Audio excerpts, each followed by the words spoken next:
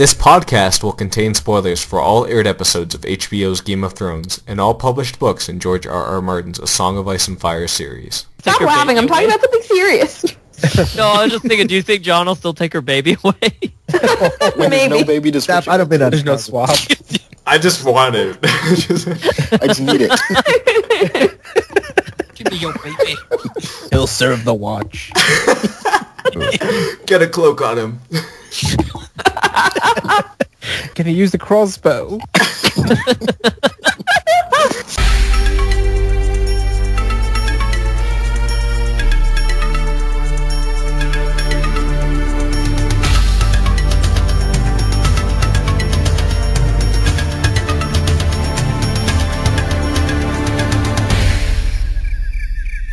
Welcome to the Vassals of Kingsgrave DragonCast edition. We're back this week to review the second episode of Game of Thrones Season 5, The House of Black and White.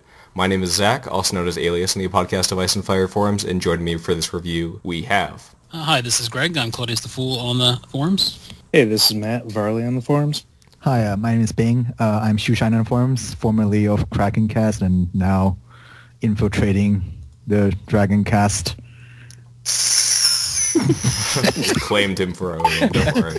He's loyal. This is Paul, known as Pod's Plight on the forums. This is Adam, known as Drownedsnow on the forums. This is Michal, inkasrain on the forums, and I think we were all a little bit intimidated by Zach's introduction. Yeah, I don't know why I went so like, oh, alright, let's go, guys. Kind of thing. This is Brett, White Raven on the forums. Hi, this is Steven, SJLee on the forums.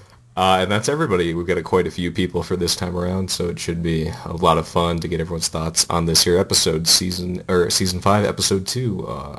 I liked it personally. If we want to jump into our lemon cake reviews, to explain lemon cakes, because apparently there's some confusion, our lemon cakes are out of 5. So 5 is the best, 1 is, I guess, the worst. Though we do smaller denominations from time to time. So yeah. And there's also bowls of brown. Yeah, bowls of brown. If you really hated it, that's just God. If it was all just a mix of horrible things thrown into a stew. So yeah, for me, I really thought it was a good episode. You know, there was actually a lot of people that seemed to not like it, which I was kind of surprised by. But I really enjoyed it personally. There's some gripes, and there's I think one big thing that we're probably going to be getting into late up in here, and I think that'll be maybe the main source of contention with this one. But for the most part, I really liked it. I thought most of the changes were good, though even though there are changes, they're pretty significant from what happened in the book. So that was kind of interesting to see, and I thought it was all mostly good stuff, and I just had a good time watching it, more than I did for the first episode. So I'd give it like a 4.25. There you go. Out of 5. 3, out of 6, 5. 1. Yeah. So you're 6, 1 repeating. protractors. Yeah, break those out. Yeah. And in terms of how we're gonna, review the episode again, we'll be going by location. So we're gonna be covering everything that happened in Bravo's all the Arya storyline before we move on. Though this time around we're gonna be doing King's Landing chopped in two, because some of the stuff that happens in between is just too related to King's Landing to use it later. So we're gonna do that. But otherwise, same as last time, by location. So how about you, Greg? What did you think of the episode? I really liked it. I mean, I feel like a broken record that I really like every single episode of the show, but I gave it a 4.5. On the rewatch, it might have come down a little bit, just because the Night's Watch part was so condensed, but I just was thoroughly enjoyed seeing Kevin, stand up to Cersei, even though he did it in a very sexist manner, and just the... it was anytime Bronn's on the screen and you get Bronn and Jaime, and I actually love Lawless too, like that was a pleasant surprise. But there are a lot of little scenes that I love, the small council and the Brienne stuff as well. But I had no major complaints except for the Night's Watch and some Dorne stuff. But really just they covered a lot, and I was happy where they're going. Kind of scared with the Sansa stuff a little bit, but excited as well. But I'll stick with the 4.5. So I give it about 4 lemon cakes. I liked it. Some of the changes, it's just too early to decide whether it's good or bad. I have no idea, especially the Jaime and Bronn stuff, where they're going with it. Yeah. I really like actually really like the Marine stuff for once. And I really actually enjoyed Dany in this episode, which usually doesn't happen. But yeah, cool. All right, Paul? I'm going to go with a 3.46. It was quite enjoyable overall. And you can definitely sense the divergences coming into play, and it can be a bit unnerving. But I'm feeling perfectly calm going with the flow at this point and seeing how things play out. So a lot of good scenes, but not perfect. Still enjoyable. Carry on. Adam? I go with a solid 4. A few minor issues, maybe one little bit less than minor issue or more than minor issue. But I don't know, I really enjoyed it. Like you guys, I really enjoyed the new content, the stuff that we didn't know was going on. I don't know, yeah, I think it reinforces my idea that, like, it's best to view the first 2 episodes in one sitting. They work well together. Michal? Yeah, I really enjoyed it. I found that, like, I'm just enjoying watching these episodes in a way that I haven't been for, I mean, earlier seasons. Like, I liked the show, but I didn't, like, enjoy physically watching the show. And, like, Dany's plot kept me, like, on the edge of my seat. You know, when Brienne met Sansa, I was like, oh my god, what's going to happen? You know, it's all very exciting, and I enjoyed it quite a lot. So I guess, right, we do lemon cake ratings. 5 out of 5. So this would, it's not just opinions, we have to quantify things. I guess it would be between 4.25 and 4.5. I really did enjoy it. Nice. So, Brett? So I'd give it a solid 3. I wasn't like crazy enthusiastic about anything, but I wasn't like sad about anything either. Yeah. So, I mean, it was a good episode. The more stuff that changes, the happier I am, because I'm just hoping that, like, when I read the books, I'll be surprised. So I'm glad that stuff is going a little differently than it did in the books. Sure. Yeah. How about you, Steven? I'd probably give it a 3 out of 5 too. I think this is still very much a setting the stage episode, partnered with the first one of the season. There's not a lot to launch out plot-wise from any of the scenes we're looking at. It, you know, we're still checking in with a lot of characters and setting the groundwork for what the season will grow into. That being said, I was excited to get a lot of statecraft in this episode. I will endorse the awesomeness of Kevin Lannister, one of my favorite tertiary characters. I think the show is getting really exciting, and I'd echo Michal's statements there, because as we get to the edge of book material and the simple adaptations that the show has to make because of changes they made or time considerations or character or plot consolidations, we're becoming more uncertain of what's going to happen, so the show naturally becomes more exciting, and I think that's a great thing going forward. Hopefully. Yeah. I'm optimistic. And one final thing, Bravos was beautiful, and it was really cool to see a setting that wasn't war-torn and miserable and suffering. Yeah. Watermelons. They have watermelon. And you can tell that it's peaceful based on the watermelons, of course. Yeah. As long as they're not potatoes. Peaceful of fruit. All right, Matt, what were your thoughts? So first watch, I give it like a 3, but then I rewatched it, and I like it now. So I'll give it 4 lemon cakes. Yeah. Yay. No, so a 3 is not liking it? Well, we skew high here at the Vassals. We like the show to start, right? Yeah, and, you know, I think Michal said, it, like, watching it as a new viewer is very awesome. And it's like, now, this is how people have been watching it that haven't read the books. Like, they don't know what the fuck's going on. We could have felt like that the whole time. I know, right? We made a huge mistake. Yeah. Spent so many never hours. learned how to read. I really like not knowing exactly what's going to happen next, because a lot of things have diverged so radically from books.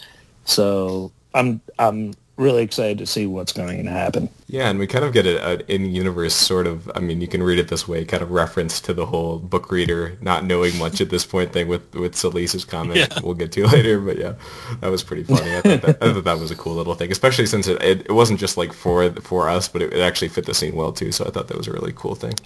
So yeah, let's move into our discussion on the episode itself, starting with Bravos, where we have Arya finally arriving here after her departure back in season 4. She is brought to the House of Black and White by this guy that she took the ship with. He's a cool dude. You know, he's like her Uber driver, getting her over there. And yeah, she approaches the place, and she is declined access by the man at the door. He doesn't know anyone by the name Jaqen H'ghar. He doesn't want any of that business.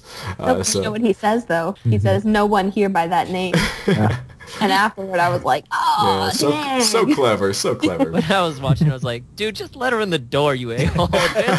Already. Yeah, gotta build tension. Yeah. Yeah. If he let her in, we wouldn't have got the awesome pigeon head chop off scene. God, you know, there's some changes I can accept, but killing the pigeon before he gets any plot development, like that's too much for me.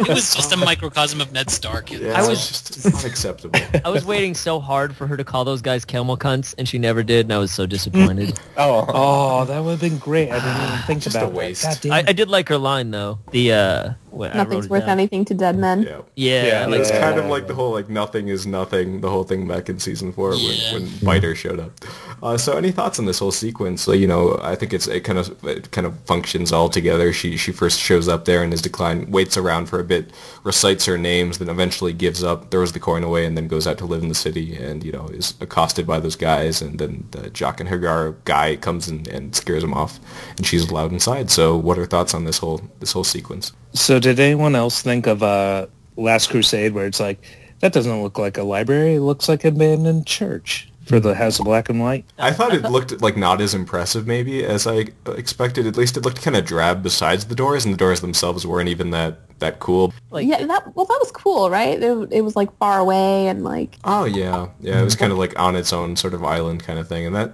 you know some people took issue with that because it's different from the books. Whereas in the books it's in the middle of the temple district and it's kind of an open area you can go in to get yourself killed.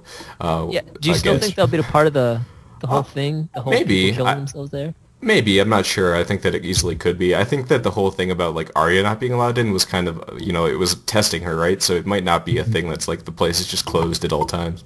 Oh, maybe. Yeah, I mean, if it's just a school to teach assassins, like that seems silly. That there's it's open knowledge that that's just the place where they train all the crazy assassins. Like it should be a temple, and there should be other stuff going on there. And like only in the super secret areas do you get the super secret assassin training. And maybe locals know what to say at the door when they show up and they just want to come in and do their death stuff. And Arya doesn't know that. There you go. You die? Yeah, but wouldn't also locals see like, oh shit, someone's leaving that island? Well, no one leaves. No one leaves. No one ever leaves. Arya did. That's true. Yeah, did that's she true. just dive in and swim to the mainland? Well, I don't know if it I was think it's necessarily connected. separate. Yeah, I there's think maybe it's like a well bridge or along something. there. It's probably a peninsula, not a island. Yeah, it's like that the town in Waterworld where they floated all the stuff next to each other. You could walk around. Or like actual Venice, and she just took a ship over her boat. Anytime I get a Waterworld reference in there, I'm sure it's more like Waterworld. Yeah, It's like surely. someone came to visit and just waiting for the smokers to show up. But it was kind of funny though. It was like the House of Black and White. Oh my goodness! And like it's a completely normal looking building, and it's just got these two doors. Tours of Black and White. I saw an interesting reading of that maybe the reason or a cool way of interpreting the fact that while it's the House of Black and White, it's kind of got a gray exterior as a whole, and that's kind of highlighting the grayness in general of the show.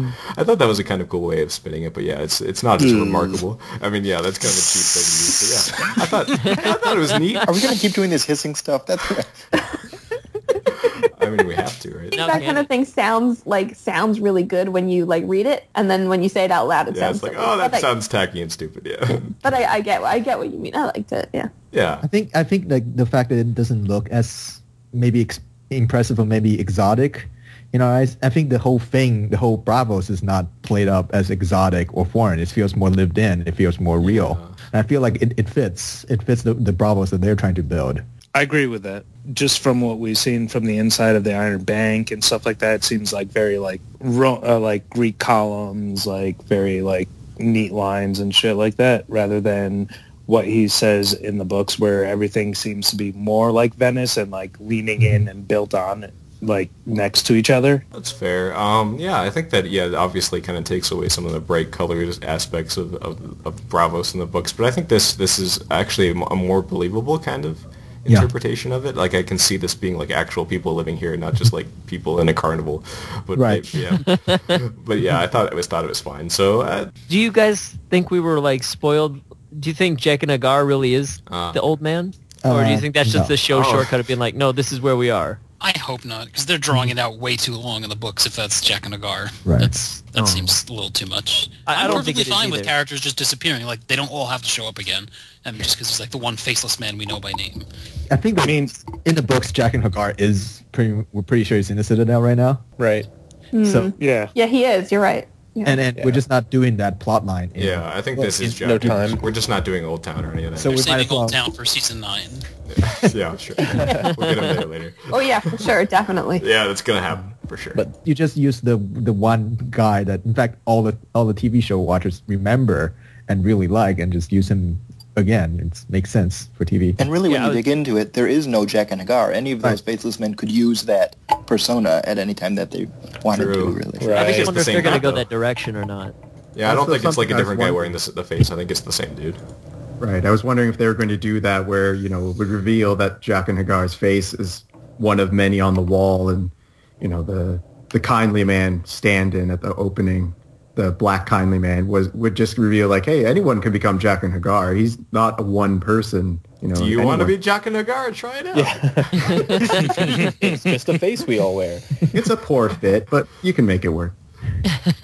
One thing that I did kind of miss out on is when she first meets him in the book, and he's like got that like decaying skull face, and she like eats the worm out of it to just show him how tough she is. That would have been a cool cinematic thing. Yeah, I'm sad we missed out on that. I'm not. Greg would have loved it.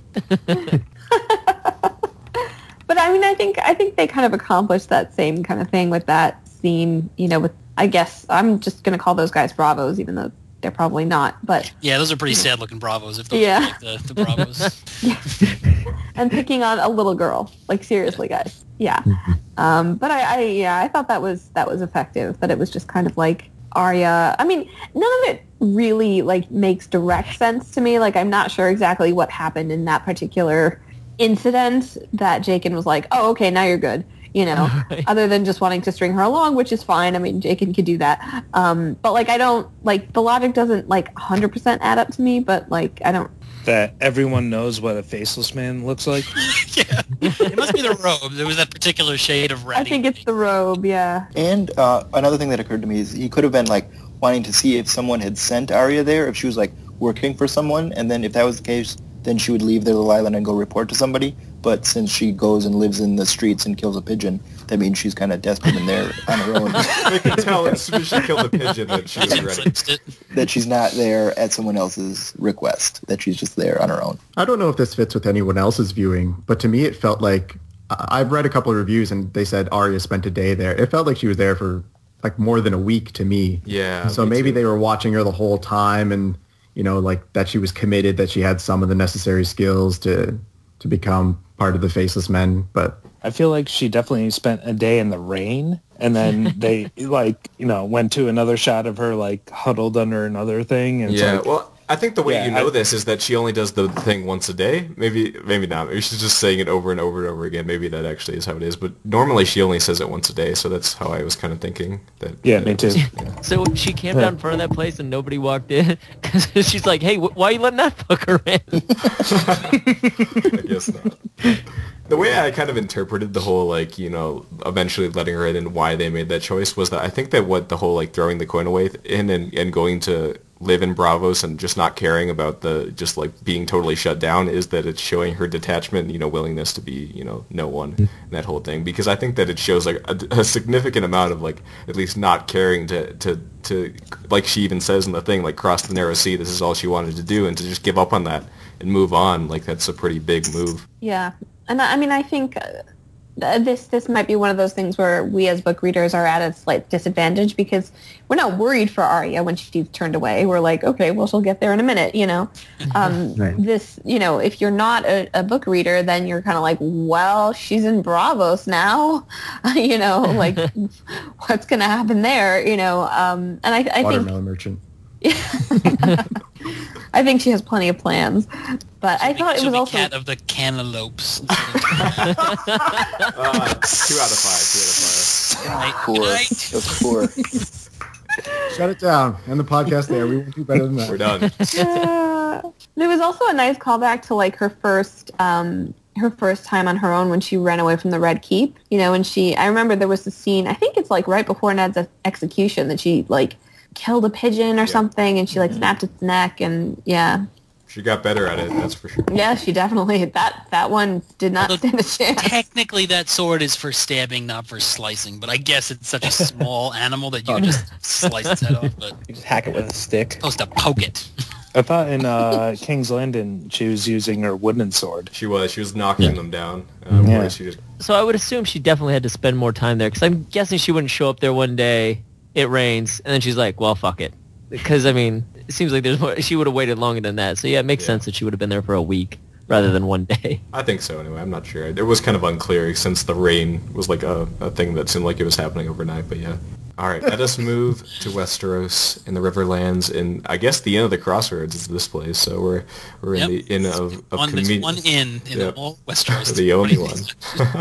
At least it's the same setting, like it was the same building. Yeah, it seemed like the same kind of place. So yeah, we go there. We have Pod and Brienne enjoying a nice meal. Pod's not making, so he's making some not so subtle looks at the serving girl who offers him some ale. Always subtle.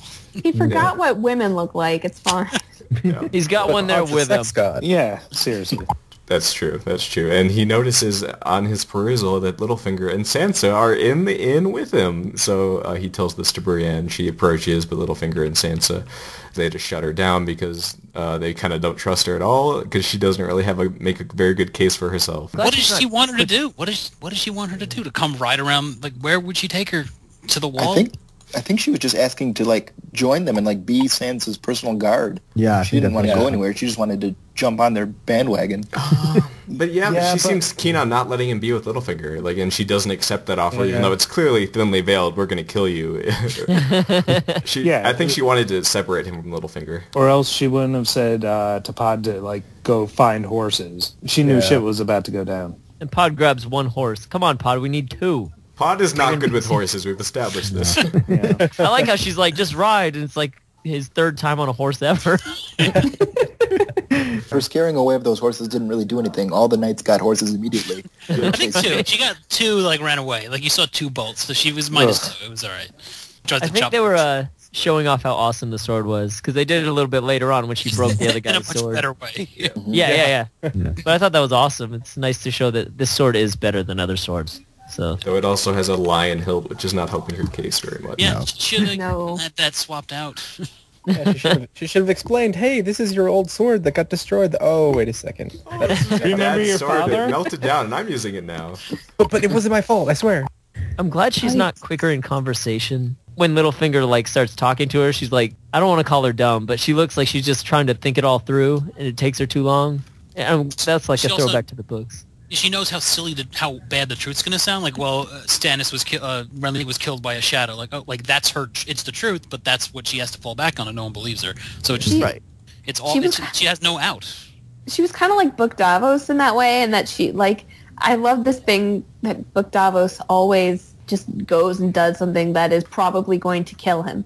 You know, and he just goes and does this stupid stuff for Stannis that miraculously so far has not killed him. Like, he's going to like. Whatever, the Manderleys, and he's going around to all these lords, and he's like, well, this will probably end badly, but just gotta do it. And like Brienne was kind of the same thing, like, well, this is definitely not gonna work. Once I say shadow, I'm out of here. But like, you know, I was also freaking out. Quality. It is. They're very dedicated to their truth, and I can't, I think people were split on whether or not Brienne should actually have said that, but like, she wouldn't be Brienne if she tried to lie in any other way, Yeah, I mean... I don't think she's... Go ahead, man. Just, like, was anyone else kind of shocked that she just walked right over there? I mean, it makes sense. It speeds everything up. It fits her character. But you're like, okay, so she sees it. Now she's going to kind of, like, hang back and figure out what's going on and be smart. No. She's like, well, I got to go over there and deal with this right now. Well, this is Brienne we're talking about. She's not subtle. Yeah. No. I got kind of cringy when she, like, got down on one knee. I was like, oh, this is not going to end well. And then it was just one thing, did not end well. But I understood Sansa the whole time. She has no reason to trust her because from all she knows, she's a Lannister toady. And she kind of is. Like, she's definitely in with Jaime. What she is. She doesn't know what she is. Is she loyal to Jaime and the Starks? That doesn't work out. Yeah, that's tricky. She's loyal to Catelyn, who's dead. She's loyal to anybody that... She didn't do a good job of explaining, and Sansa was a little bit unreasonable, but she yeah, kind of has earned the right to be unreasonable. She came from a good point. Yeah, she came from. She had to have a cup of ale. She's like half drunk also. A little bit tipsy. Yeah. There was an interview with Gwendolyn Christie who said that the script actually called for, and I heard other people talking about this too, but I did not see it at all, that Sansa was like when she told her to go, she kind of had this like, thank you, but he's going to kill you, so get out of here, look in her eye, which I did not really see, but I like the idea that it's there because, why not, Yeah. Well, she says later that, do you really think she's safe with Littlefinger? And I totally agree with that. Mm-hmm. And since we don't know where they're actually going, and I think she might be the Ramsay. Right. Well, speaking of, we get a mention of marriage proposal being accepted. Yeah. Here, and we think it's said to make it sound like it's Littlefinger, but that could be him, doing some trickery. So what do you guys think is going on with that? So to talk kind of about the meta of how the scene worked, I thought that the scene was basically, the big key information in the scene is Sansa and Littlefinger's conversation, and Brienne like busting through the guards and Pod getting horses is all this elaborate distraction. And you can take that, how many people were really paying attention to what Sansa and Littlefinger were talking about with all this other nonsense going on, and then the chase sequence to pull attention away from that. So it was almost like the opposite or another form of the sex position trick, where it's like, here's this shiny object, pay attention to this, ignore the background information that's being seeded in front of you.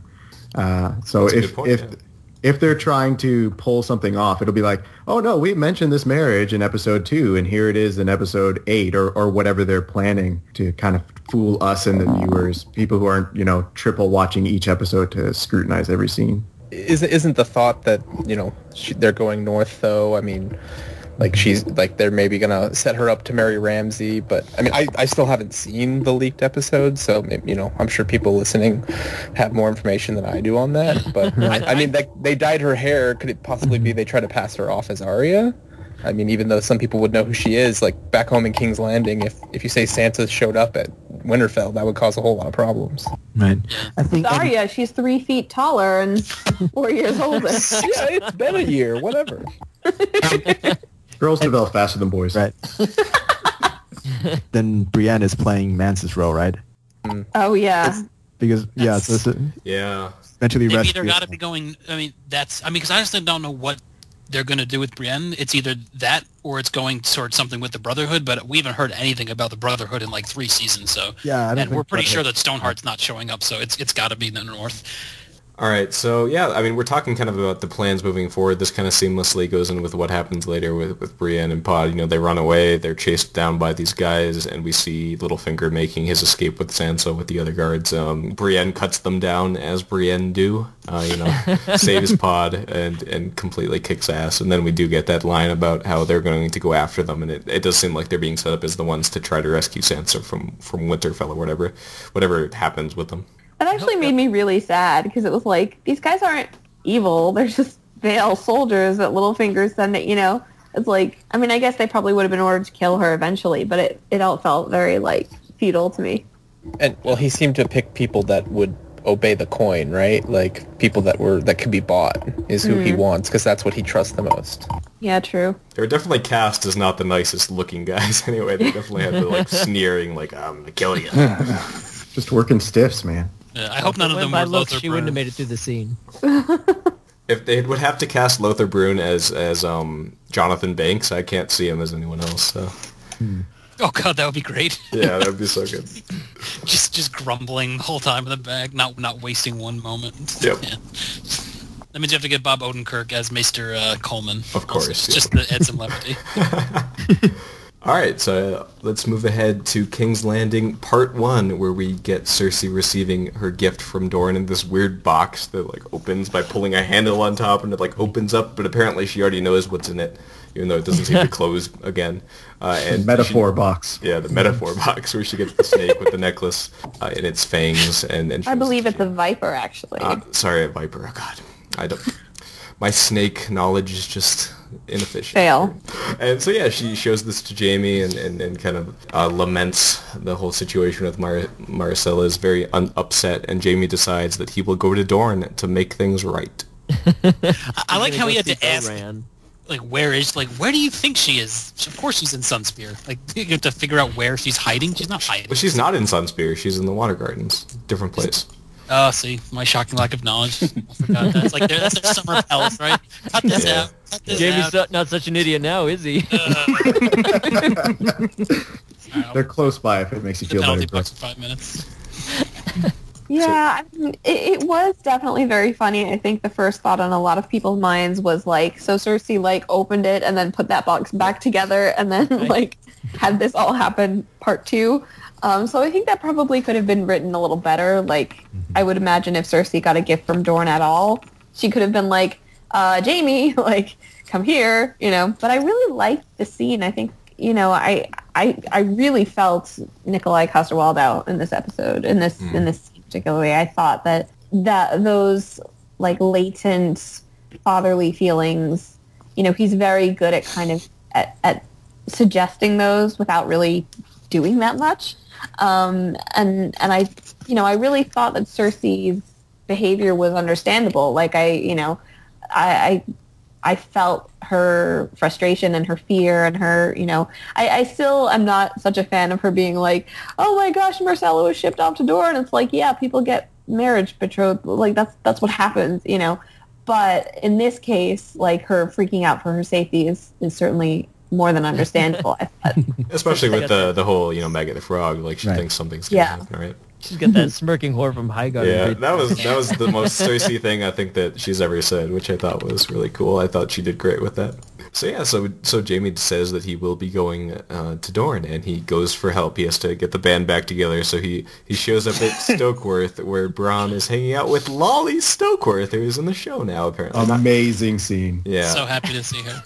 Yeah, this was really cool. I thought that she, you know, she's not the same Lollies as the book, obviously. Like, none of that. She's better. Let's call a spade a spade. Like, yeah, she was so good, yeah. Yeah. I mean, I was talking to someone and I was like, she is a person and has lines and isn't naked and isn't being raped and like She exists on screen. Exactly. It's incredible. I actually loved that actress. I thought she was a great mix of like slightly annoying but also you could tell like good-hearted. Simple without being mentally deficient. Exactly. Right. Yeah. Lois is depicted in the books wouldn't work on screen. It would make Bronn look like a monster. You know, modern audience isn't going to look at this and be like, "Oh, it's a dynastic marriage. It doesn't matter that she's not really able to consent to this terrible union. It wouldn't play. She has to kind of be, you know, naive and simple as opposed to what Lawless is in the book." I mean, and I do think that George is a compassionate writer, but like he really uses Lawless as a punchline a lot of the time, and it's like saw this and was just actually thrilled because I thought that this was a really good depiction of a character who like, I mean, who would have thought like, oh, Lawless was like a really cool part of the scene, you know? And like there was a great like image set of like her seeing Jamie and being like, oh my god, it's Jamie. Oh my gosh. Jamie's like, I know him. And she's also totally on board with Bronn killing her older sister, so I like her for that. Understand. Yeah, I don't think she caught on. No, to that, she's playing dumb. She understands. That was secretly the mastermind. Yep.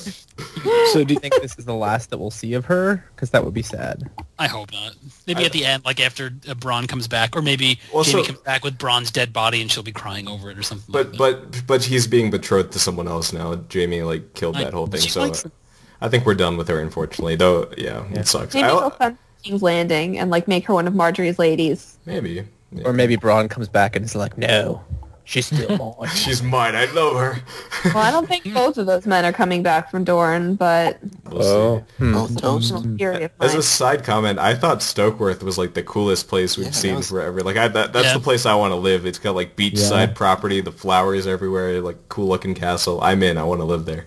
Yeah, it was like better. Yeah, I'm okay with that. Like, I don't know, Bronn. Like, this is actually really nice. Yeah.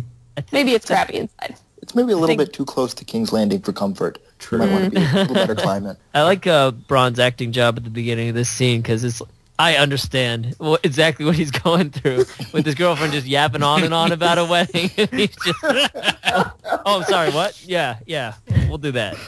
He was a sport. He was. He was nice. For what? Yeah. And then he saw Jamie fucking Lannister. All right, so yeah, I think that's pretty much it for this bit. We have Bronn agreeing to go on the trip, and yeah, so we move over to Dorne. My sister texted me today. She's like, it's like fan fiction. Yep. Like, Bronn and Jaime are going on a trip. Like, it's Tyrion's just, like, having fun. And so it's fine. So let's go ahead and move to Dorne, where we get the Water Gardens, this first look at Dorne we've had in the show, where Ellaria is not happy. She's kind of had some bad shit happen lately, so she's kind of in a bad mood as she watches Marcel and Tristan, cavorting about, and she approaches Arya Hotah and demands an audience with Prince Doran, and he lets her in and kind of just shuts her down her attempts to, get revenge for Oberyn's death. He's not interested. I like Arya Hotah's axe/spear with a sword on the end thing. It's poleaxe or whatever. Yes, that's what that's called, I think. Is it? It looks awesome. It's a real thing. It looks super ceremonial, but I think it can do some damage. He's married to the axe, guys. Of course it's a real thing. Oh, he's married to that? I think he's overcompensating. He definitely conveyed the badassery I expect of Arya Hotah, so that was cool. Yeah. And I totally understand why they have... No, I don't understand why they have cut Arianne. I understand why they have made Ellaria the kind of war-hungry one in this equation. I get it, and I don't object to it per se, but I do kind of miss her. Like, she's so dignified and, like, great in the books. And, like, it's not that she's not great here. Like, it makes perfect sense. It's just, that kind of having that mirror of the books kind of makes it like, but Ellaria would never want to cut off Marcella's fingers. Yeah. I don't even think Arianne would want to cut off her fingers, but I think they're going to fold Ellaria into the Arianne character a little bit.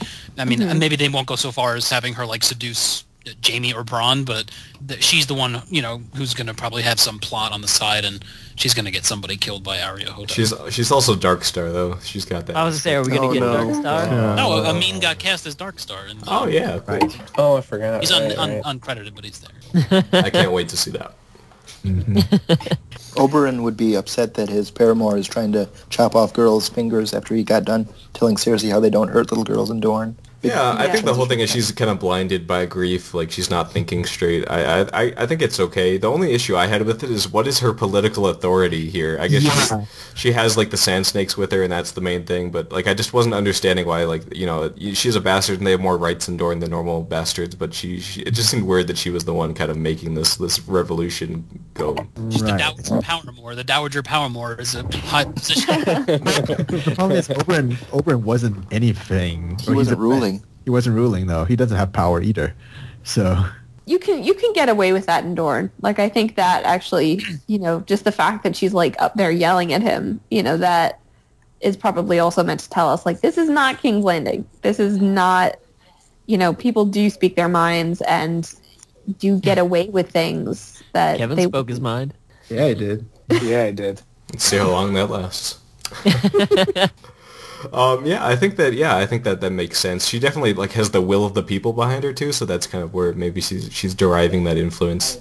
I can buy it. Like, I didn't really have an issue with her being that character. Obviously, it's different from the books, but I thought it was fine. It sucks we have no Arianne once again, but yeah, that's just how it is. I thought Doran was excellent, though. I thought that Alexander Siddig killed it as Doran. He just was so Doran to me. I thought it was really cool. Yeah. Agreed. Like his whole line about like, not while I rule, like when he's talking about the mutilating thing, like he sounded so like, it's badass. I like him. I'm in. He didn't seem too uncomfortable or like in pain from his gout. He seemed to be pretty chill and healthy looking. Yeah. Well, he never moved. But we didn't see his feet, to be fair. But he didn't know.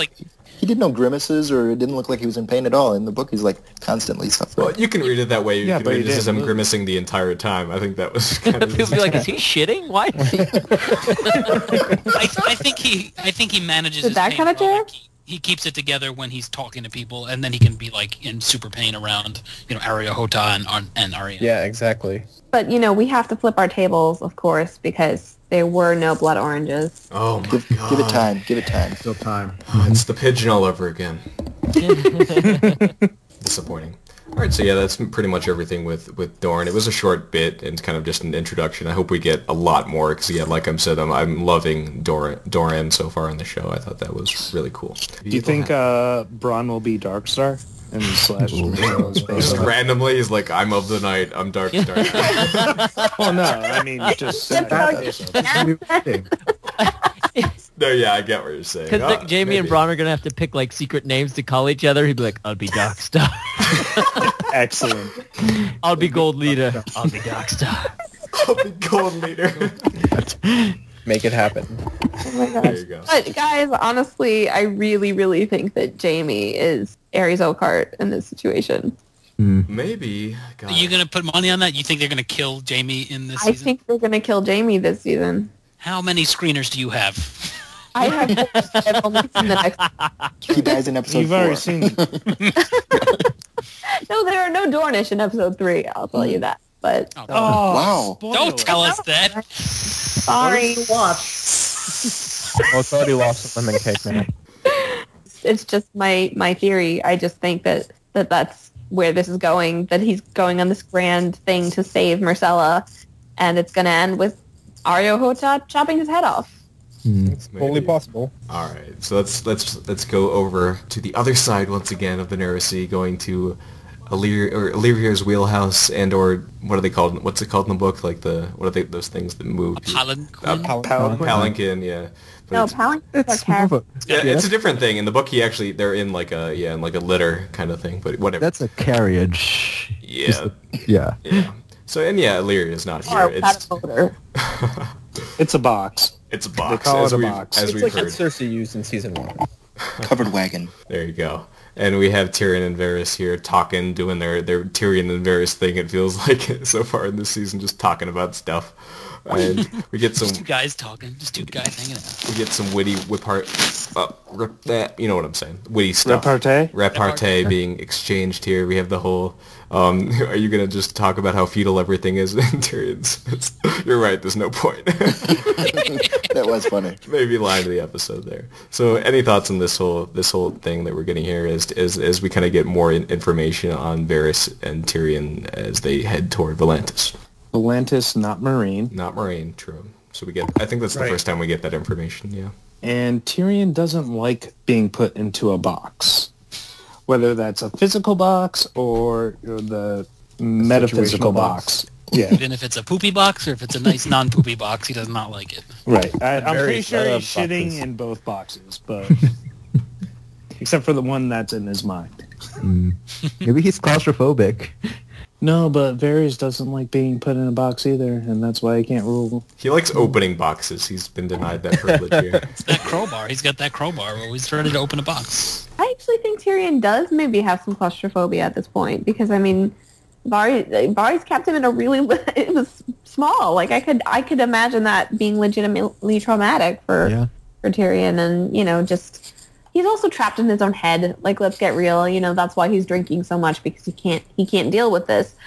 He can't deal with the fact that he murdered his father and he murdered Shay, and his life has completely changed. Even between like him being arrested for Joffrey's murder, it hasn't been that long. Especially if most of the time was spent either thinking in a cell or in huge amounts of terror, and then sitting in a box for like a while across the narrow sea and whatever. So it totally makes sense to me that Tyrion is just a wreck right now, and I like that the show is not skimping on that. Like he's definitely not as nasty as he is in the books, but I appreciate the darkness there. The melancholy. Yeah. Yes. They're handling it very Their- well.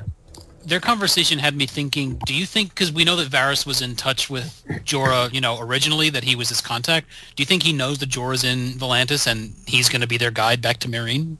Or do you think it's going to be like a chance meeting, kind of like it was in the books? Well, yeah, I mean, what's the point of going to Volantis, I guess? And it seems like he has some plan, so that could easily be it, yeah. It would be simple. They don't have to introduce, more characters. Yep. Yeah, it's very clean. Except for a whore. Yeah, what are they going to do that scene? I They're don't know. not. They've whitewashed Tyrion as much as they can. I mean, they're showing him as he is, but they're not going to make him into a rapist in the show, I don't think. Especially after what happened with Jaime and Cersei last season. There's a bunch of random news this week about Daenerys' like body double that she has that I I don't know why, but yeah, some person revealed that she was Daenerys' body double, and I guess they liked her so much that they wrote a part for her. So some people think that maybe that'll be the Daenerys lookalike that Jorah has. Makes a lot of sense. I'm glad we got the line, like, the best part of her for the best part of me, when he's like, he should have offered her her cunt instead of the lordship. Yeah, that was very Tyrion, for sure. And then I love the transition, like, does she intend to kill every single dwarf in the world? Like, how many can there be? And then we immediately cut to Cersei with her plans to kill every single dwarf in the world. So let's go to that, where we... And that's actually really naive of you, buddy. Like, yeah. This is Cersei we're talking about here. Yeah. So yeah, we go back to King's Landing, where we see Cersei hanging out in Qyburn's laboratory, where apparently anyone can go in to see what's going on in there. So what is he going to do with those heads? Why? What do you mean what he's going to do? They're chopping off Gregor's head to send to Dorne, and that dwarf's head's going on that body. Did you guys notice the Gregor body laying on the right side? Just totally inconspicuous, this thing on the blanket over on the right. I missed it. Wait a minute, what? I only watched it the second. I missed it. Yeah, right on the right side of the screen, you can see the big body just covered in a sheet, just laying there on a table. Oh shit! Now I gotta watch this again. And he wasn't moving, so are we like assuming he's dead or like just on pause for reanimation? There hasn't been significant lightning yet to get him walking. We haven't started reanimation. That's the next fashion some bolts. I mean, but I assume he's dead because last scene we saw him, he was screaming in pain from the burning of the poison, and then peacefully on a cot. So yep, dead for now. So I thought it was kind of very Cersei, the whole like, oh, they can leave, mistakes happen. We wouldn't want to scare the other hunters. Because she obviously doesn't care. She's totally brutal. Those hunters or the guys who killed him did go to the trouble of like cutting a slash into his face to make it look like it was. True. It was. Oh. Yes. Right. That's a really good detail. Yeah, those guys, they know what they're doing. Not really. In the book, they did it too. Like they cut off a dwarf's nose. Yeah, they do oh that. My god. All right, so yeah, let's get to the final scene in King's Landing, where we have the small council meeting in the awkward small council meeting chamber, where we get all these people, and Cersei's basically giving out new titles for them, and not Hand of the King, obviously, and Pycelle's mad about Qyburn being involved because he's a disgrace. And Kevin is tired of all this shit with Cersei, controlling everything, so he gets on out. Kevin is badass. Yeah, I could just watch Ian Gelder all day. I hope he doesn't disappear for most of the season. I hope he's around still. I think he'll be back when the thing with Cersei goes down, right? That's show up, yeah. He'll definitely be back during when she has to do her walk. Just to see that sweet ass, right? There it is.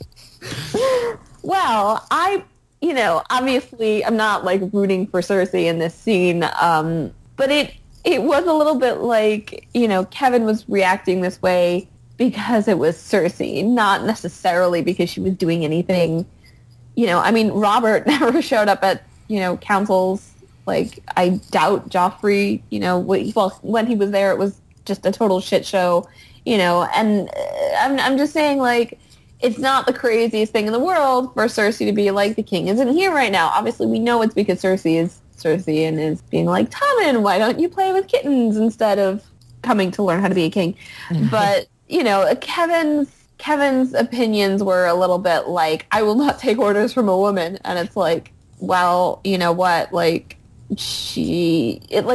you're going to kill way more flies with well, this is Game of Thrones. Yes, wow. You're going to kill way more flies with a fly swatter than you will with like throwing water at them. I don't even know. What am I saying? Is that a saying? I don't think that's how it goes. Honey? Something about honey. You should have mentioned about honey. That's how it goes in the books, guys. Oh yeah, useless as flies on a fly swatter. Right. Well, part of his anger, I mean, yes, he did have the line about you're a queen mother, nothing more, but also maybe he expected her to name him Hand, and the fact that she made up a fake position to pacify him, he might have been pissed off at that, and also the fact that she's insinuating herself as if she's in control, where she doesn't have a title, correct? Like, she is not. I mean, is she still the protector of the realm? I guess for the next couple weeks. Like, why wouldn't she be? The Queen Mother. She's the Queen Mother, but nobody has named the protector of the realm because Tywin is dead. Right, so he expected something more, and not a made-up. Maybe we don't even know if it's made up to us, but maybe for all we know, it is just like a temporary position to be used during times of war. I don't know. All I know is Kevin looked peeved off as soon as she sat down. He never You don't put a lady at the head of a table. What are you doing in my presence, woman? And I did love Qyburn's smugness. Like, he just sat down and he was like, I belong Yeah, here. he just sat there, didn't say anything. It was pretty cool. Yeah, it was very cool. Well, he just got head, so see why. I really like him too, yeah. Yeah, he's He like just really got good at head. being I like, got that. but he's like not scary, right? But he like makes my skin crawl because he's, you know, we have Because you inklings of know what he's about up him. to. Exactly, yes. But I think he would probably make viewers skin crawl too. Well, I think that Kevin is mostly pissed because after Tywin, he's the second highest among the Lannisters in Lannister hierarchy, right? So I don't know if it's just a regular sexist thing or more like he expects more to be given much more authority than he is obviously being shown. And I think he just sees Cersei for what she is. it's true, that too. And I mean, it's Tommen's job to be filling these posts, right? I think part of his objection, you know, I'm not going to disagree with Michal that there's clearly a sexist angle on this, but there is, you know, it's violating the precedent. The king appoints the members of the small council. The king names the hand. But did and should be Joffrey? making decisions. I mean, it's not No, that because- different, you know. No, Tywin but did. I mean, he respected Tywin, and he's been sitting for. I mean, how old is he? He's been sitting behind Tywin, you know, as the good little brother for how long, right? And he's like, it's my time now. Like, you know, at the very least, I should be able to. I should be important, right, over the queen. Like, what does she have to do with anything? I think that's sort of where his head's at. And when Joffrey became king, he named Tywin his hand. You know, it was announced in the throne room, seemingly under his instruction. Not obviously true, but Yeah. the appearance was there. And also think about who's sitting on that table. So you have Qyburn, who is obviously raised up by Cersei. You have Mace Tyrell, completely easily a Mace piece. Tyrell in this scene. Oh, I'm master of coin, yeah! And then you have Pike And of Master of coin. Ships. And so when you're sitting among this company, you obviously feel like you're just a pawn because you're sitting literally next to 3 pawns. That's true. I think it's a combination of all these things. I think there's definitely like a sexist part. You know, the way he says it is like you're just the queen mother, you're nothing, and that's definitely a part. But I also do think it is that he thinks she's manipulating things, and she's kind of like does not have the best intentions for Tommen or for things in general. And I think that is a part, and also that he feels he deserves something. I think this is all part of his thought process, and I thought that it was really cool that at least for me, he was able to convey all that in what he did. Yeah. I mean, it's definitely, like, Kevin is not like, you know, the boogeyman here. Like, he has some legitimate complaints, and he does have some personal aggrandizement, I think, that's going on. But I think it also illustrates a little bit of Cersei's, like, lack of savvy, you know, because she gets to the point where she's like, oh, I'm just acting on the king's orders. But it's so obviously a lie that it would have been way better for her to, like, coach Tommen and be like, you know, and have him make all these appointments. And what can they say in that case? You know, he is hearing, you know, Kevin would hear all that from the king. But then Cersei wouldn't be sitting in the hand of the king's chair and, you know, leading this council. And so I think there's definitely, like, shades of gray in the House of Black and White episode. There you go. Circle it back. Nice. Slow clap. So let's go ahead and depart from King's Landing, unless anyone else has anything to say, and move to the Wall, where I think this is probably my favorite scene in the episode. We have Shireen inducting a new member into her growing book club, that being Gilly. Teaches her I have to say, like, when this came on my screen, I started, like, moaning. I was just like, it's so cute. It's too cute. And Gilly was just so funny, like, I know S. Just the excitement over that, yeah. And the other thing that I guess we have here is, well, there's not really much that's really done, except that, you know, Sam is clearly looking for precedent for a young Lord Commander. He has Osric Stark, who is a character in the books. He exists. He's not someone they made up, like Oris or whatever. Oh, that did not even... That's so he's smart. accurate. I was so happy they did that, you know, where they could have gone the other way and just made up a fake name, but they didn't. Nice. Why do you think Gilly's being so mean to Sam? Because It's just Sam their was dynamic, impatient like- in teaching her how to read. Yeah. And she wasn't being mean. She was just it was the part of their repartee. Yeah. I'm sorry. I She was thought it guilt was tripping very- the shit out of him, okay? I thought it was My mom pretty benign. I thought it was okay. I It think was that- more playful than mean. Yeah, I thought Well, so. it also might be tied into the whole election, and that's something I think they probably could have played up a little bit more, like, oh my gosh, the election's coming, we're taking votes, and then it's suddenly like, with Stannis and Jon, it's like, so, choosing a Lord Commander tonight, and it's like, oh, okay, I guess that's happening now. But, like, that tension from last week with Gilly being understandably nervous that Alistair Thorne would become Lord Commander, I think it might be part of that. And totally went over my head that Sam was researching Lord Commanders, but you're right, that's exactly what he was doing, and that's very smart. So, and then we get the bit about the grayscale. I'm not sure what the point. There's going to be a point to this, right? And we get some of this in the book too. Val is like scared of grayscale, and now we have like this grayscale from the north with the Craster people. I just love this though. I loved it so much because it was like, oh my gosh, Shireen, thank you so much for teaching me how to read. You're the best. My sisters died horribly of that disease that you have. Let me explain it to you in detail. Isn't that awesome? Exposition fairy. But where would Gilly learn her social graces from? She didn't really have a proper upbringing. No, but attacked, maybe, Well, I thought they brought it up the grayscale that she would maybe be put off and play like, do what Val does, where she's like, you must, freaked out by her, but they didn't play that up at all. It's just like, we're cool with it. I mean, my father didn't like it, but yeah, I know that. So I don't know if they're going to be playing that it's like a crime against God kind of thing that it is, or like an unnatural thing that must be destroyed. Shun. So, I mean, Celise is doing a pretty good job of that on her own. It says a child of incest. Oh yeah, Gilly, you're right. Yeah. I thought you were calling me a child of incest. Matt, you're so mean. God, Matt, just calm down. Yankee fan. See, it took me so long to remember that Gilly was Craster's daughter already. I was like, she's like, oh, my father and my sisters, and I was like, it really took me like till my second viewing to be like, right, that was Craster, and those were her sister wives, not just her sisters, and yeah. You get the bit with Celise telling her like you don't know anything, all your books, and you don't know what people will do, in reference to Gilly. Not a fan of Gilly, obviously, hanging out with her daughter, I guess, even though she doesn't seem to ever care about what her daughter does otherwise. So, yeah. Anything on this besides just like the reference to book readers not knowing what's going to happen? Something bad. It was like a tip of her saying, I'd burn your ass, Shireen, so you just be careful. That does seem to be what is being foreshadowed.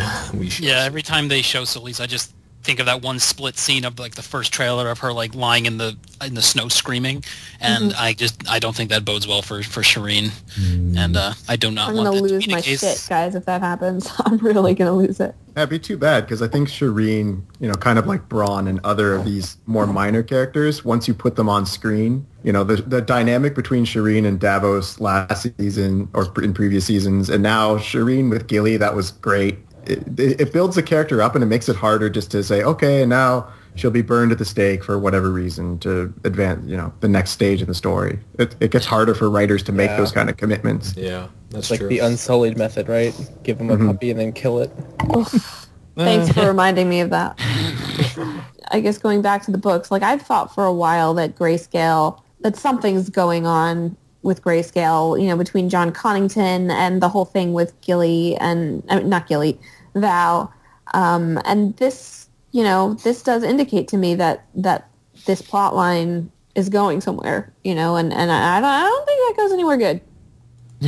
No, I don't think so either. Yeah, mass plague is usually bad. It just doesn't generally end well for the most part. Let's move to the scene where Stannis offers Jon, legitimacy in Winterfell.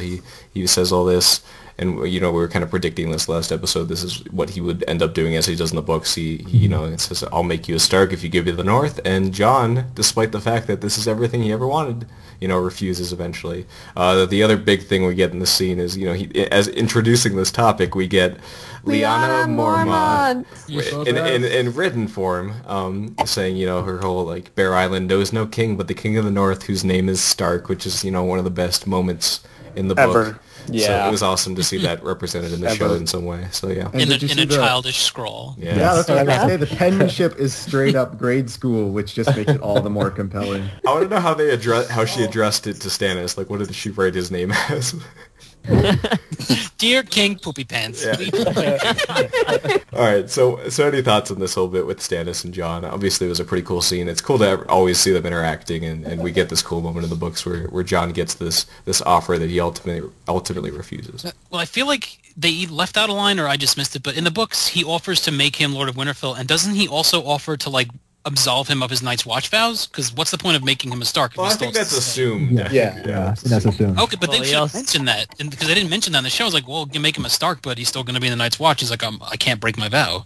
Right. I knew he was Like, going to turn it down because in the book he offered that and a sweet wildling chick, and he turned him down. So there's no way he was taking this This lesser deal offer. was way worse. But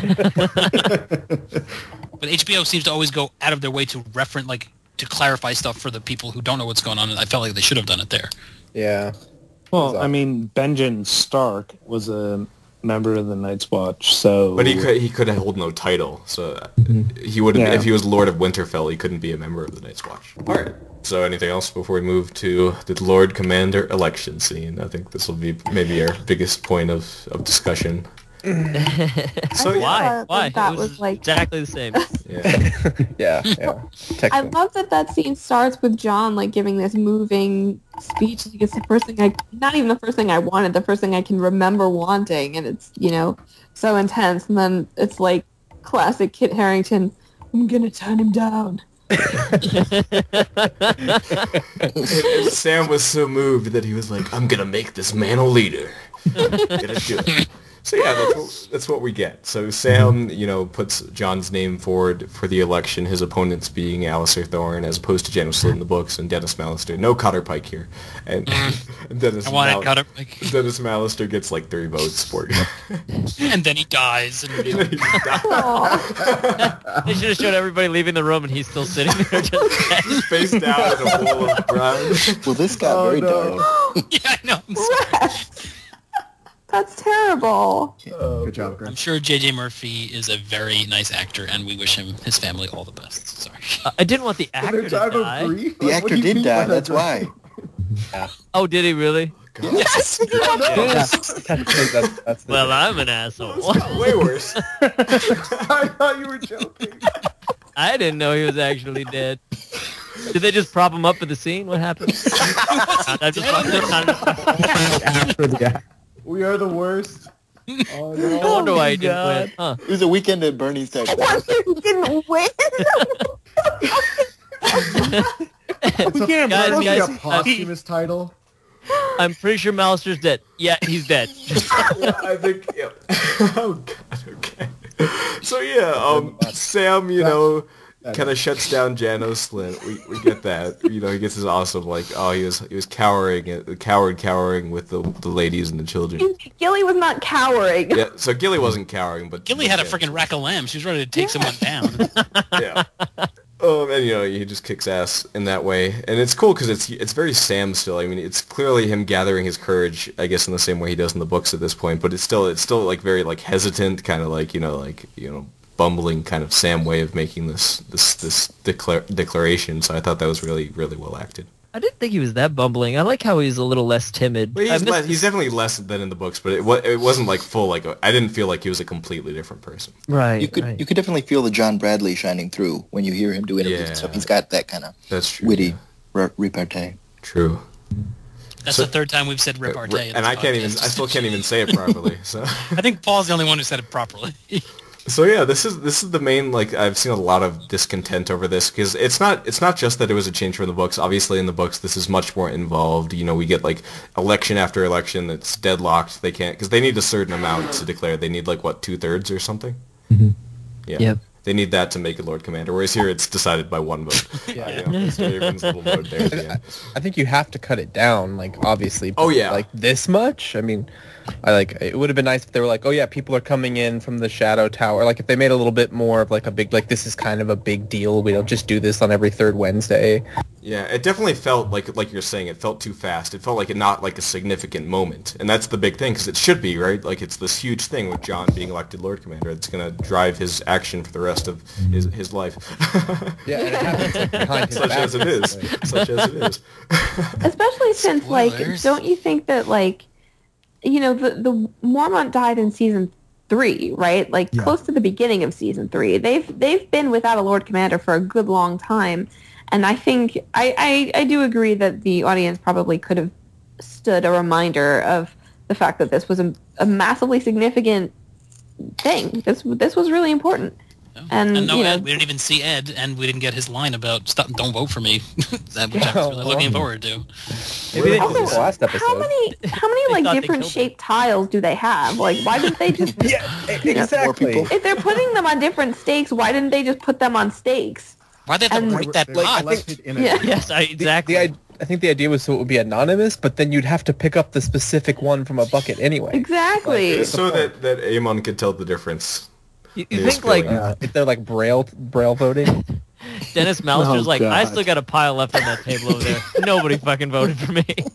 He had It's weird 7 when tiles. he won because like it looked like they were congratulating Dennis Malister. He was like, ruff, ruff, ruff, ruff, and but that's what, That was They were trying to results, resuscitate him, actually. oh, they were actually. All right, guys, come on. Stop it. Man, this I'm died. sorry, I'm sorry. Decorum, please. Oh, I'm sorry. All right, so yeah. So the other thing I noticed, I mean, we can talk more about the whole, like, whether this was a good choice by them and, like, that it felt rushed. But the other thing I noticed that it seemed like Ollie should have been more upset by the revelation that his girlfriend was the wildling. That you regret that. I felt like he should have had more of a response to that than you just, like, clapping for John. Unless he has a deeper scheme going on here. No, they cut to him first, and he was scowling, and then when he won, he was like, "Yeah, Yeah, so I was kind of confused by that. Like, I feel like I kind of assumed that he knew at some point. Like, it's been a little while, Yeah. and people certainly don't like stop when they're like, oh, let's shit on John. Like, they don't stop doing that a lot. So I feel like that rumor or that fact or whatever has been heard around the place. And they said like everyone saw him go out and bury her. Yeah. Yeah. Yeah, but the fact that they cut to him, I think it's going to be a source of issue later. It's like, oh god, is that what was going on in practice the other day? Is that why he was so... Yeah. Better get some heads chopped off soon. I will say that I liked the economy of it in terms of, you know, something that always bothered me a little bit is Sam, and it's very powerful in the books, but Sam like is so sneaky and so manipulative about this, and Jon just has no idea, and then it's like, oh my gosh, Jon Snow, you're Lord Commander, and then, you know, and then they're all like, Jon Snow, you're being such a bad Lord Commander, you know, and it's like, well, who elected me? You guys, you know. So I didn't really mind that it almost felt that Jon's election almost felt spur of the moment, but the mechanics of it were kind of awkward. And how casually he took it. Like, oh, Yeah. I was surprised he was like smiling. I thought he'd be more upset. I don't know why. I didn't think he'd be excited about it. Well, they didn't really build any emotional like heft into it, you know. Yeah. Like they didn't really emphasize. I mean, I guess they were okay, I guess, at emphasizing the fact that like Alistair Thorne is going to make his life hell. True, yeah. And they forgot about Mormont's Raven voting for him. Of course. Or Just all the bird things are being just totally screwed over in this show. do you guys think that they're going to have him kill Alistair Thorne? Or do you think it'll be Jaina Slint like it I was think in it'll the still or be either Jaina one? Slint. You Because think? Alistair Thorne like is a good character in the show. Like I would have voted for him. yeah. Just stop being a to dick come to around. John and we're cool. Well, he at this point on in the books, like this is where he does start to stop being a dick and be cool. He does stand up and he takes his commands. So I hope they don't take the way out and kill him instead. I mean, Yeah, Janice, Well, I was just curious. I don't know what they're gonna. They might Is not kill Thorne- either one of them. Is Thorne going to be sticking around, or do you think he's going to be going away? he might die at Hardhome too. I think they're all going to Hardhome. Something's going down. Yeah, at I think Hardhome. there's too much of a deficiency of Night's Watch characters to send them to different castles and do that whole Oh, yeah. thing. Yeah. Well, yeah. I mean, it was also like, yay, Pip and Gren are going to be so happy. Oh no. Yeah. Aw.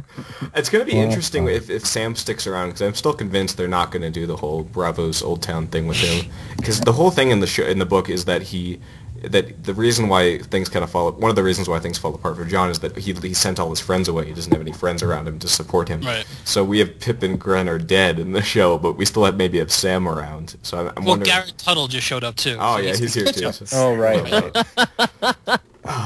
Telltale jokes. Yeah. It's good to be on the inside sometimes. Yeah. So I'm curious to see what they're going to do with Sam from this point forward in particular. I'm really curious because I think that might really confuse things. You guys think Frostfingers is going to be on Jon's side? I'm sure he will. I mean, I think they're still going to send Sam away somehow. Sam is still going to leave. Yeah, I think eventually. And they said, you guys mentioned it in the last podcast, they did set it up a bit when they were talking. Where you go, I go with them. Yeah. Yeah. Yeah, but is that an issue anymore now? Because, like, if the whole problem was that Jon was Lord Commander, and the whole reason why people weren't going to vote for Jon is because he is a wildling lover, you know, and so he's definitely not going to exile them, and if there's no King's Blood, I don't know. Which, by the way, some people would be like, hey, Sam, did you have a kid with a wildling woman? He should play that angle up, but he can't because of the ballot. This whole Snow Tarly ballot is all just a lot of suspicious things under the surface. I'm sensing a Melisandre candidate here. Ooh, I hear you're called Slayer. Guys, is that what she actually sounds like? That is not how I pictured her in the books. So I hold you called Slayer. That's so good. Though I think in terms of the whole like where Sam's gonna go thing, I feel like the whole thing with Jaqen is kind of support that they're not doing Old Town, so I don't know what they're gonna do with him. I mean, we don't know what the hell's going on in Hardhome and what's going on with PP, so something else might just come up later on that would be the impetus for Sam to leave. We need to go treat with the Night King. Who knows? Well, also they'll like you. It could be a dragon thing, because isn't that partly why Jon sends Sam? That's why Aemon wants to go, right? That's why Aemon wants to go. Okay, I knew there was something like that. They don't even know about it. Right, but if they get... You know how fast the ravens fly in Westeros? They're like instant messages. It's like... They find out about it in like Bravos or something, not Westeros, right? But so that's easily changed, and they could be like, hey, Sam, we need you to research dragons. You know, Sounds like I already did it. I've got like these 5 books here, like references. It's like, yeah, you need 6 months at the Citadel. Go. And Sam and Gilly with Shireen you. start buddy reading detectives, researching dragons in the basement. That's great. Yeah, we already have like 15 different buddy comedy type things, or like cop dramas. We've got the Grey Worm Dario cop drama, which I think it's time to switch. I think it's time to head to Marine and get some of that.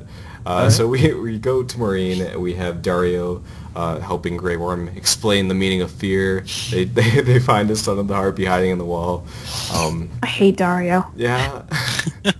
I don't know. Like it's just he's so like uncompelling, and like I'm just annoyed by him, by his like self-confidence. You know, I'm like, why do you think you're so cool? You're not cool. Yeah, exactly. Stop. This might be petty, but yeah, I don't. No, every time he talks, it's like, stop. I mean, he did stab a wall. That happened. True. That is a point in his favor. You know. I do like how they're good. showing the Unsullied are like not equipped for the situation they're in. Mm-hmm. Yeah, that was it's like a fine thing for him to say, like the whole like we cavort with the people, we know what's happening. You guys, you're too conspicuous. So that was a good line. Yeah, I thought that was Like, yeah, becoming conspicuous is kind of what happens to you when, like, you're stolen from your family at age 5 and forced to murder for your whole life, and And also, by the way, Dario, no offense, but you could stand to be a little more conspicuous. Maybe we would remember your name. Yeah. You blend in a little too well. Yeah, a little bit. So yeah, we go from here. They catch this member of the Son of the Harpy. They bring him back to Daenerys' pyramid, where they debate on his fate. They've got all the people there: Mosadar, Hisdar, various Dars, Barristan. I really like Hisdar. I think I would just trust whatever he said to me. Yeah, he's like this distinct feeling. It reminds me of somebody I don't know. Let him sing Lenny Kravitz cover songs too. Lenny Kravitz. Sunglasses with a fashion.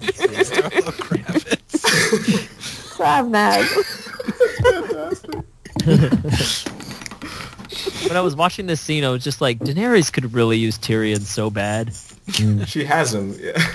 I mean, yeah, this the whole thing with like he sounds just like Tyrion. Like it was even more poignant in this episode. Like when he first starts talking here, like he sounds like word for word like Peter Dinklage, his Tyrion voice. It was crazy. I agree.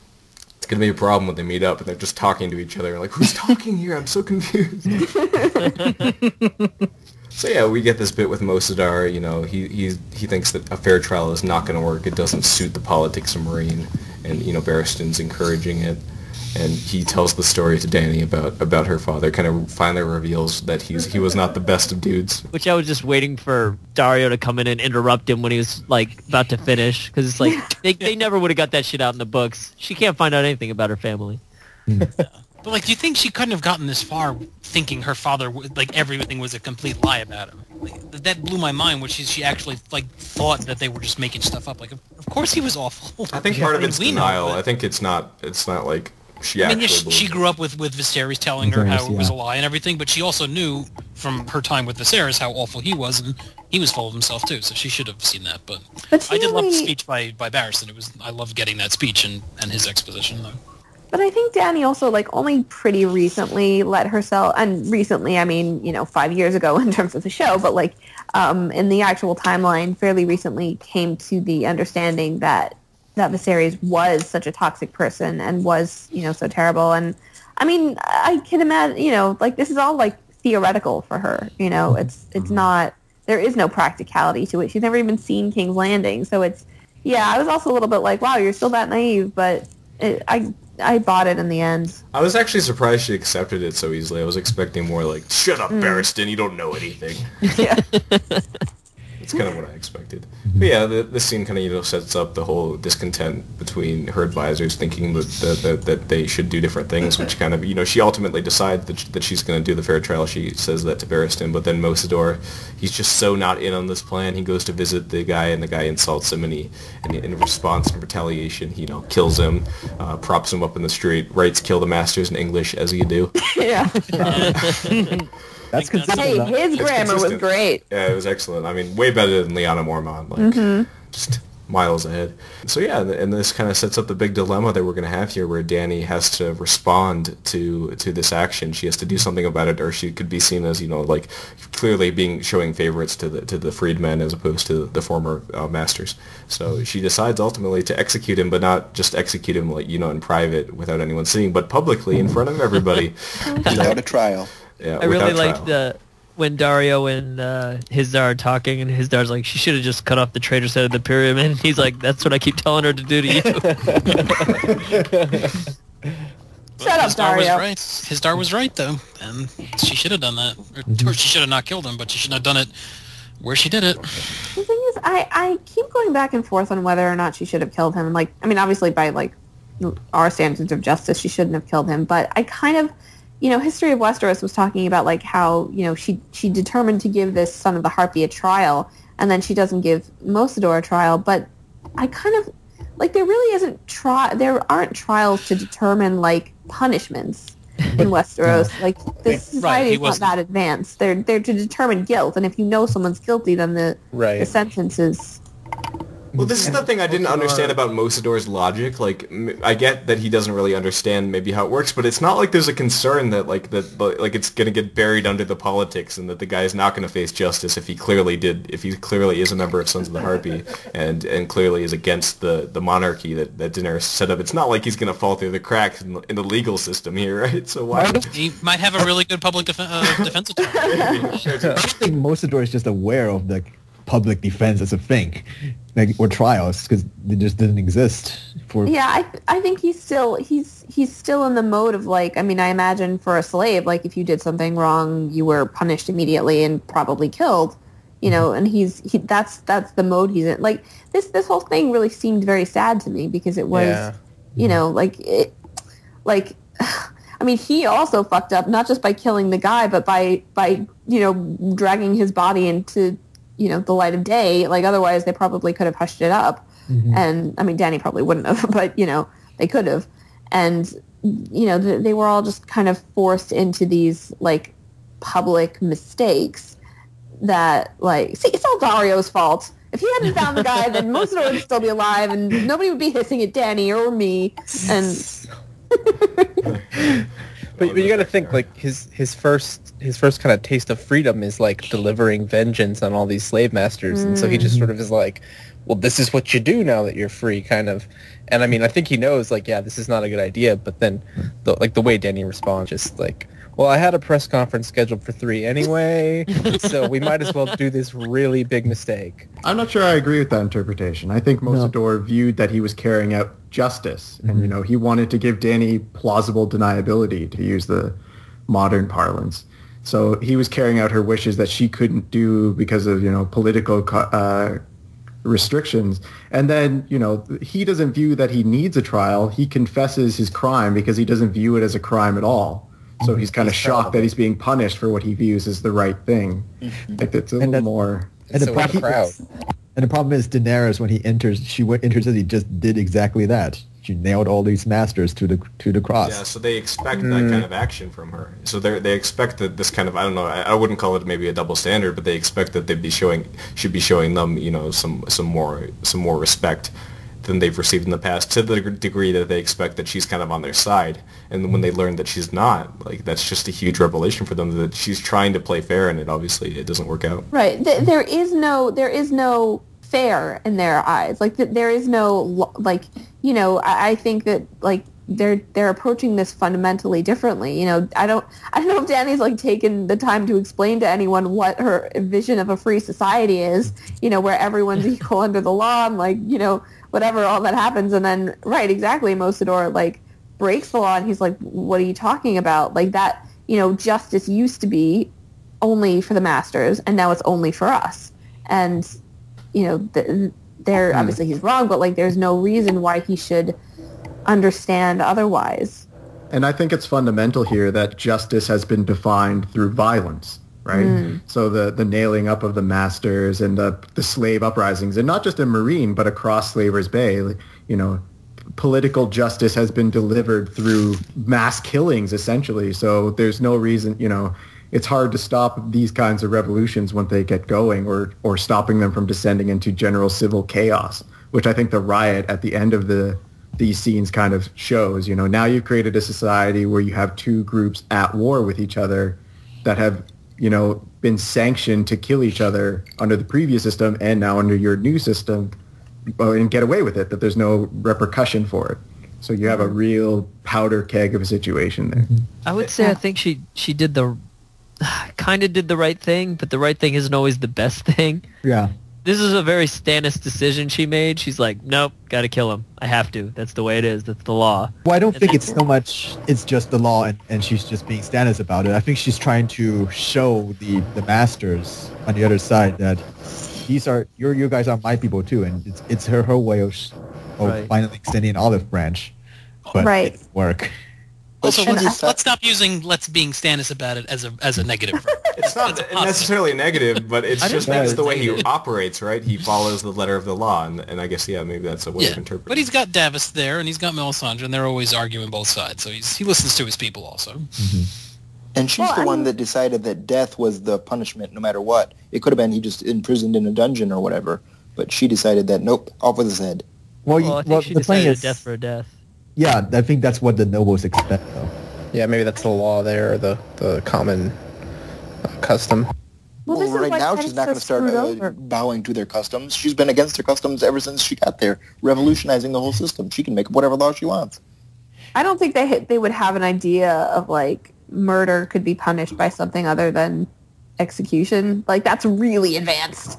You know? Yeah, but she's rocking their world and everything that she's introducing them to. Well, she's trying to do it, but I think that the thing here is that their concepts of how a society works are so deeply ingrained that despite her trying to install these new, you know, modes of thought, they're just not catching, they're not working. Because I think, like, I fundamentally don't understand Mosador's logic here, because I feel like you should have recognized that while she did open up with killing a bunch of these masters, you know, nailing them to the posts, she doesn't kill them all. Like, she clearly wants some kind of harmony, so why would he assume then that she wouldn't have a problem with him just killing a master? I don't think so. I don't think he thought that she wouldn't have a problem with it. I think that he thought she wouldn't have as much of a problem with it. You know, I don't think that he thought that, like, I still think that it was partly motivated, actually, for me, I think a lot, like, significantly motivated just by his own anger and revenge, you know, and then that was exacerbated once the guy, you know, started insulting Dany, which was when he was like, oh, I was actually, like, protecting you.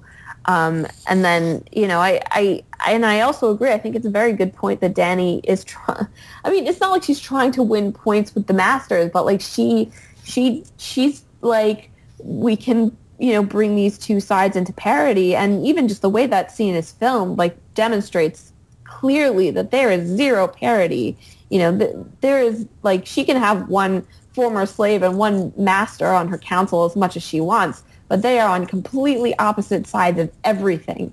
And they, even the way they react, like the masters are dead silent the whole time. And, you know, the slaves are obviously like yelling and calling to her and hissing and, you know, and it's just completely different. And I think Dany hasn't even taken like Marine 101, you know. It's like, I think the slaves just wanted pizza. That was just what they were after all the time. Have you guys seen like that video of them when they're like saying Misa? It's just like, it sounds like pizza, so there's just like pizza everywhere. I'll put that in the notes. But yeah. Please do. Nobody told me about all this hissing. I mean, had I known, obviously, I would have gone a different way with it. It was very unsettling. It was a really interesting way to end the scene. Just the way they all do it in unison, like it was definitely unnerving. It was like, right, because like if it was just the mob screaming in anger, it'd be really easy to dismiss of like, oh, there goes the mob. But it was this like, you should be shamed for what you've done here. Like, we hate you. It was much more powerful than anything else I think they could have done. Unless they stood there silently. That would have been creepy. Or they're all just like clapping their fingers. snapping their fingers and walking at her. Isn't hissing a thing you do when you don't like the poetry? Is that a thing? I know it's a thing in Grim Fandango. That's all I know. I think it is kind of the opposite of like applause. Yeah, like don't they hiss in like during debates? They hiss. People hiss during debates. Well, that's like a thing from history, quote unquote, from history. I know that. History. But I've never been at a book reading where like if it's not a good job, like nobody hisses. One guy probably did hiss at one point, but he's crazy. But there's like, I mean, there's boo hiss, you know, like Yeah. He was on an oxygen machine. That's not very nice. All this dark humor in this episode. But it was also like Dany, you know, she, again, like with not seeing the division, like she thinks she's going to win points with the Masters, but like there are no points to win with the Masters, you know, and in that way, I think that Mosador was right in that they don't actually understand.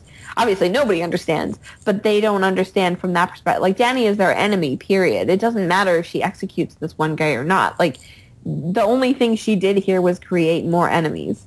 Mm-hmm. Yeah, I think this is like, I mean, if you want to boil it down, it's like, you know, playing the Game of Thrones, you're not playing it subtly, you're not playing it savvily. This is like the sort of thing like Ned was doing, where he was just making enemies of everyone, even though he thought he was doing the right thing. And I think that is kind of being set up as like she needs Tyrion to right these mistakes, right? Yeah. Definitely. You know, a lot of people didn't like the Dany plot in A Dance with Dragons. So I'm wondering, you know, we seem to be appreciating these scenes, at least in our discussion of Marine. So I wonder if the show will be better at translating it into something compelling than the book was. I think it's mainly that it was so exacerbated in the books, like it goes on for so long. I think that won't be a problem, hopefully, in the show, because they obviously aren't using as much material, and maybe, unless she's in Marine for the next 2 seasons, I think it'll be done and over with by the end of this. But she doesn't like. I forgot what I was going to say. It's. I feel like these changes add more weight to her problems. Like this is a real problem. Yeah. Yes, Dany doesn't make a choice like this in the books. In the books, I mean, not that her choices are small or you know, easy, but like the most compelling or moving thing that happens to her is the kid, you know, with Drogon. She doesn't have to execute one of her advisors who fought for her and, you know, gives this moving speech. And like, you know, I think that was also, I mean, for us just watching again, like we don't have that parallel. Like I didn't know, I you know, Dany was clearly making such a bad move at that point that she could have said, you know what, never mind, you know, or like cut him lightly, punishment, you know, and you know, it all would have, you know, I felt that tension and they drew it out. So like, it's a long shot and a long scene. And the noise that they build there, you know, I thought it was really just compelling to watch, like forget what we know or don't know. And yeah, and there is less politicking, you know, there is less of like, I hate sitting in this tokar on this hard chair, you know. Can we open the fighting pits now? No. Yeah. Can we open them now? No. Oh, now. No. That was... But guys, what about references to rabbit ears? Yeah, of course. We're not getting that. Oh, Danny. Alas. You have no tact at all. Yeah, that's a really good point, though, about how the scene was shot. I thought it was really, really clever. Like you say, just making you feel uncomfortable as the viewer. Like, just it goes on for so long, and it was pretty masterful. I thought that was pretty good. And there's something very eerie about killing someone with a word. I don't, Danny hasn't... Well, yeah, it's like the whole, like, the man who passes the sentence should swing the sword thing. Like, she's not doing that, so that's another factor. She actually didn't say anything. She just nodded her head. Right. Yeah, He's wearing a white dress. You don't want Not even a to word. Just execute get blood no all white over dress. this. I'm excited for her to start wearing black and red or something. This It's about time. white too pure for her. That's a good point. I wonder if they'll change that. I mean, Probably after she comes back and she's all like, "I'm the queen of dragons. You will bow before me." I can't wait. I don't know if they can do that because red is the Lannister color so much in the show that it might not translate for the as watching it on the screen does. If black is the Black? primary color, I think Yeah, they- and then like red She's joining dragon. the Night's Watch. if they do it a certain way, yeah. Then we just have to put the dragon emblem like on everything. All right, so before we get into more fashion discussion, anything else on Marine? Drogon chooses her. Oh, yeah. Well, Deems before her worthy. I'm in this section before we move. Oh, okay. Sorry, my bad. No, we don't have to mention the dragon. Yeah, it's not important. Their dragon budget, it's just getting blown away here. I'm kind of concerned. So yeah, we That moved dragon to looked the good. last scene in the episode where Dany is ruminating over her choice up at the top of the pyramid. She hears a noise that doesn't sound anything like a dragon and goes and looks, and there, lo and behold, is a dragon. Drogon has returned, and he kind of like nuzzles close to her, and she's reaching out to him, and eventually he just takes off. And he's huge. He is gigantic. Yeah. She could definitely ride that dragon. Yep. I think my favorite thing about this was that they really pound home the whole Misa thing, and with the slaves, and Right. they have Mosador basically. I don't remember if he actually calls her mother, but he, it's very he does, right? Like when Yeah, he's he's about like, to "Misa, kill, please." he's like, Misa, Yeah. forgive me, yeah. And damn it, Danny, you It's like couldn't even have Khaleesi. just said yes, like but. Anyway, yeah, and I think this is a definite parallel to this. That Dany is defined in this weird way by these children that she hasn't given birth to, and all of them, she has somehow wronged all of them, and they are all abandoning her and turning against her. And I think that that theme definitely is there in the books, but just the way I think some things simplified work really nicely, and I think seeing this simplified is beautiful and very moving. I don't disagree with your interpretation, but I think another way to look at it is that Drogon was already gone. They were elsewhere, but he came back, and he didn't show any real animosity towards Dany. So there's also a sense of hope there that Yeah. she can turn this around. Yeah, I I was definitely kind of with saw your that. reading, Michal, as well, but then I heard like you saying that on the forums, I think, Bing, and I think that makes a lot of sense to me. Like, it does seem like it's, like, I was reading it as like, oh, he's left her, but I guess maybe that he kind of has, in some degree, kind of returned to her, and I guess that could be read as him supporting her decisions here or something. But she looks so sad when he flies away. Like, it's not that that's wrong. I just think that, the way she's feeling is that she is Right. bereft. Right. I wonder- Her own feeling is different than what maybe the scene could potentially point to. See, the dragon needs to work on his vocabulary. Let's say that dragon did like nuzzle up to her and come down and like, I don't know, she hugged it or something. What was she gonna do with it? It's better that it flew away to her, because otherwise she's gonna have to put it in that cave with the other two. Right. Good luck. Yeah, true. And the way I interpreted Drogon's face, for what it's worth, it didn't seem like very open. He seemed still a little bit snarly, if that's Yeah, yeah, that. at least reticent. closed. Like, he had the Yeah. little, like the dog thing where they pull up the lip and show their teeth just a little. They're not growling at you, but they're definitely hesitant. I'd like to use a metaphor I saw that I think that really fits this. Before he was like the surly, rebellious teenager, but now he's like the ungrateful college student who came back to get his laundry done, and that's just left. He's still kind of sizing her up a little Yeah. bit. Like, Yeah, it's like, nice place, Mom. Later. Later. He left a big dump on the top of the pyramid. No. I see you took down that harpy. That was good. Did anyone else think that like he kind of looked like Draco from Dragonheart? I mean, I didn't actually expect him to start talking like Sean Sean Connery. Connery. He kind of looked like I could just... He's got some of the facial. I mean, it's a dragon. There's only so many ways to make a little more dragon's fierce, face I look. think. A little more fierce, but yeah, I can buy it. Yeah, he didn't general have shape, the blunt nose of Draco. I think one final thing to say about the scene why it's so great is and it is so open to interpretation is that there's barely any dialogue. Yeah. There's barely any dialogue you can have with a dragon, but it's everything is portrayed with acting, and this is one of the few scenes where Emilia Clarke is really doing good acting after a long time of speaking in very monotone. And Andy Serkis doing a great job as Drogon. Yeah, he's killing it. He's killing it. I don't know how to read talented. dragon emotions, but he's killing it. He's gonna go burn down Lake Town now.